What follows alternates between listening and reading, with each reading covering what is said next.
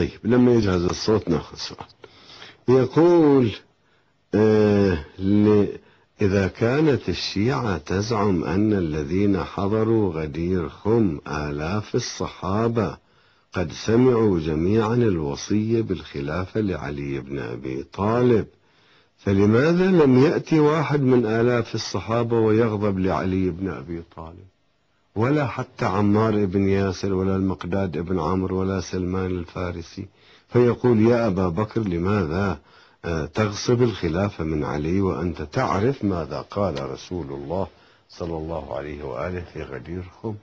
نقول أنت يا أخي غير مطلع، وأطلع في كتاب الاحتجاج ومسندا وكيف أنه 12 نفر يوم الجمعة خطبوا في المسجد وخاطبوا أبا بكر ومهاجرين وأنصار، وكان أول المتكلمين خالد بن سعيد بن العاص ابن أبي أحيح الأموي، وقال لأبي بكر يا أبا بكر اتق الله وذكره، وغيره تكلمه 12 واحد أتم الحجة.